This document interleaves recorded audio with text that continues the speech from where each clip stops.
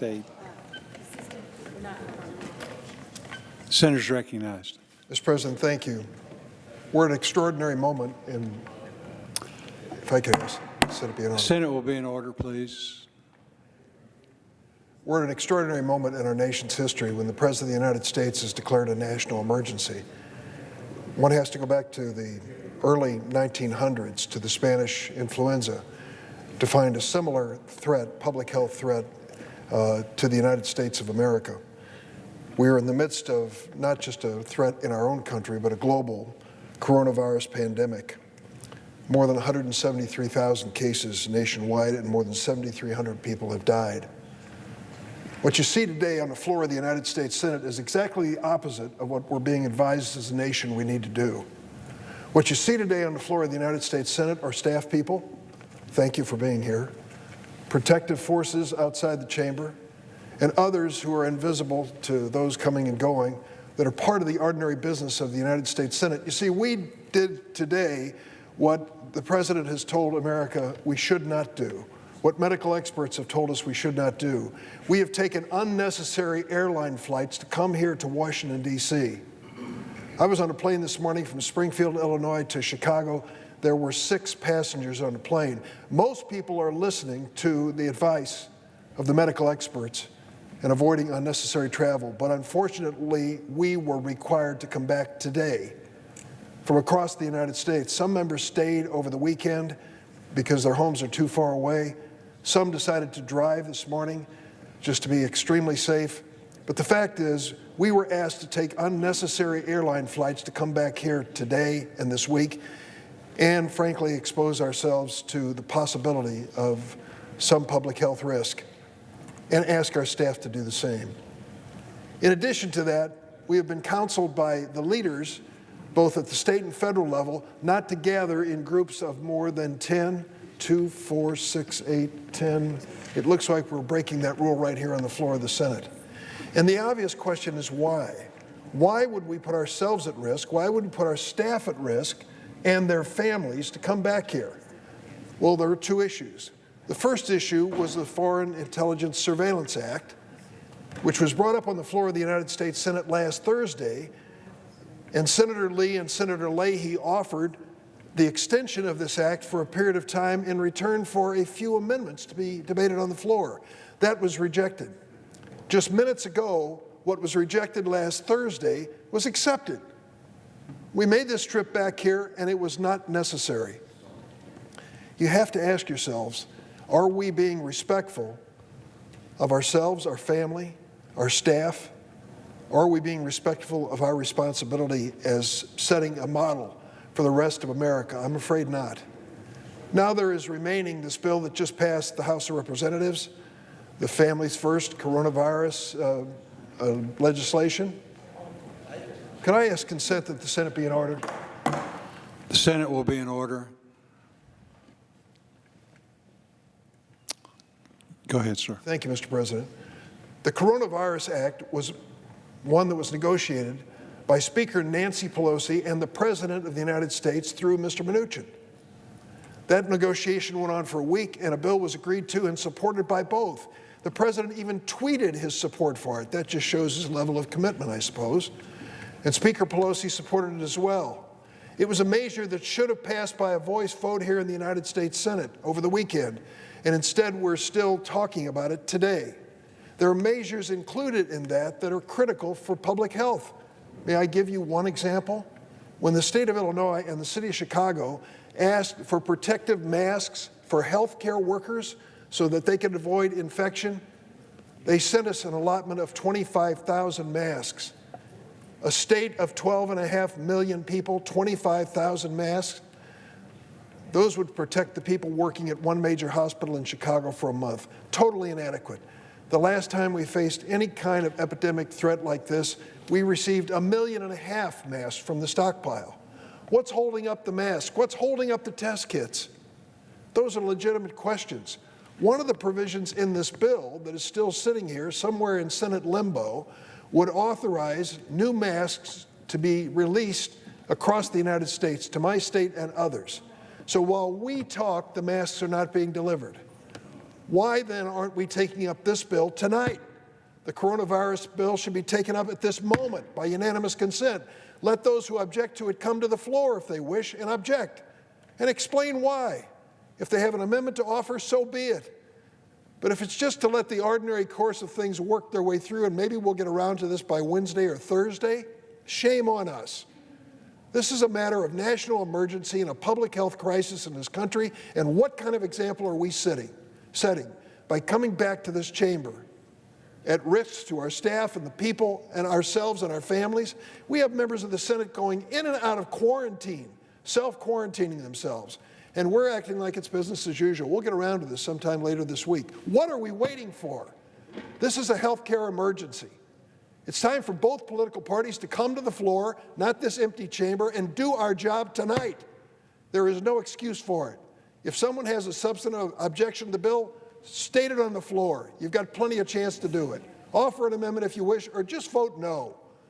But for goodness sakes, the American people expect us to do our work. We're here at risk to ourselves and others. We should do our work and do it quickly. And if this is going to end up in some voice vote that is quietly registered tomorrow, a number of us are going to be very upset, because we've made this trip here because we had to represent our people that elected us, sent us here, thinking that we would have to vote. If we can do this without a vote, so be it, but couldn't this have been done without exposing all of the staff people and all of the protective forces and everyone else to the obvious pandemic that we think is threatening our country in a massive way? I take this very seriously because I love my family and friends. I wouldn't want any of them to be hurt because of something that I have picked up, some virus that I have picked up. I've increased my exposure today to be here on this floor, and tonight we're going to quietly sneak away and maybe come back tomorrow and actually do some work. We should do it tonight. This coronavirus emergency should be taken seriously by both parties and taken seriously by the United States Senate. It's time for us to act. That's what we're sent here to do. Let's do it. Mr. President. Senator's recognized. Mr. President, would the Senator from Illinois yield to an inquiry, please? Happy to yield. Mr. President, good Senator, I'm told that Speaker Pelosi has not sent the bill to the Senate yet. Is that your understanding? I understand the bill has been sent. I don't. Parliamentary inquiry, Mr. President. Has the bill been sent by Speaker Pelosi to the Senate yet? The bill is done. They're just waiting on the enrollment correction. There.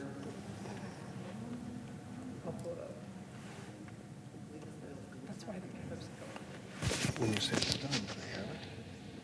Last we were told, the papers had not arrived yet because they were waiting. The chair is unaware that the bill's arrived. Well, probably pretty tough for us to vote on a bill that hasn't arrived yet. So let me defer to the senator from Idaho, and I've just been explained by my staff. There's an enrollment correction that was supposed to be taken up on the floor of the House today and sent over with the bill. I don't disagree with you that we should take it up. But I understand a Republican member of the House has objected to the enrollment correction to this point, and it's being held up there because of his objection. Thank you, Mr. President. On numerous occasions.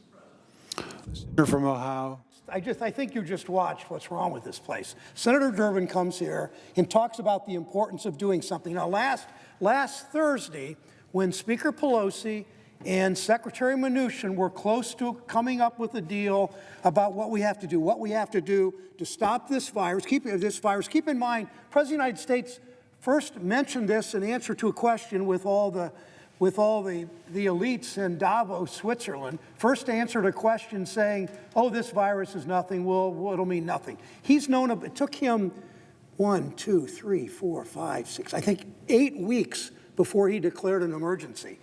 Then last Thursday, we were supposed to start working on this. We should have. I asked Senator McConnell on this floor. I opened this door, Mr. President, and I pointed down the hall, and I said, Senator McConnell should come back here, and let's work on this bill. Whether they're actually finished in the House down the hall doing it or not, we should be working this. Now we've had 4 more days. Senator McConnell had to go back to Kentucky. I don't really know what he went back for.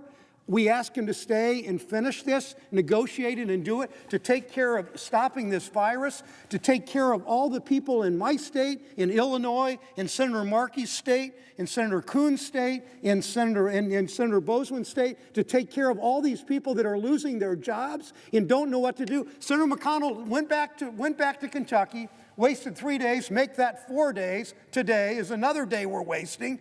Again, I don't know why he went back. It's 3 more days of people worrying. It's 3 more days of people self-quarantining. It's 3 more days of businesses in Columbus and Dayton shutting down.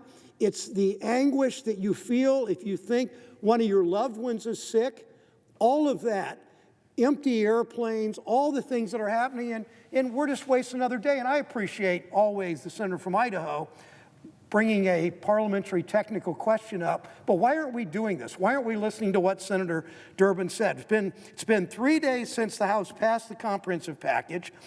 It's 3 days and counting for people worried about how they're going to take time off from work if they get sick. Look at all the people. Think about this. You know all kinds of service workers in Arkansas. Senator Durbin knows them in Illinois. Senator Coons in Delaware. Senator Markey in Massachusetts. I know all kinds of workers that they're feeling sick. They're making $12 an hour. They don't have any sick days. So what do? They think, do I go to work and I'll get sicker maybe, and I'll maybe infect my neighbor, or do I stay home and give up that $12 an hour, that $100 I need to make my rent, and then tomorrow face the same question, and the day after? That's what we're forcing. Instead, we're just playing games. We're 3 days we wasted, now we're wasting another day. When a situation changes this quick, people are scared at home.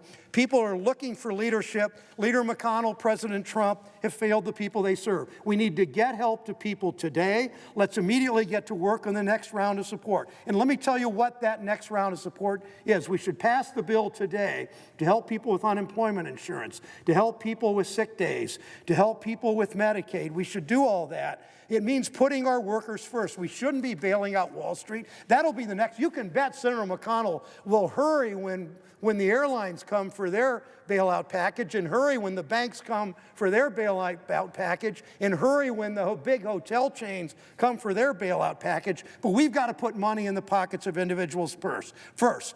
IRS needs to send an initial check of at least $2,000 directly to every single working class, low income, middle class family who can use it so they won't get evicted or won't get foreclosed on.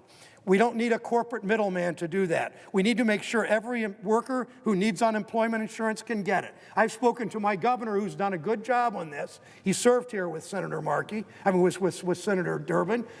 Mike DeWine, a Republican. I've talked to him 3 times this week. He will help us speed up the unemployment checks so they get to workers. We need to make sure that all workers who are eligible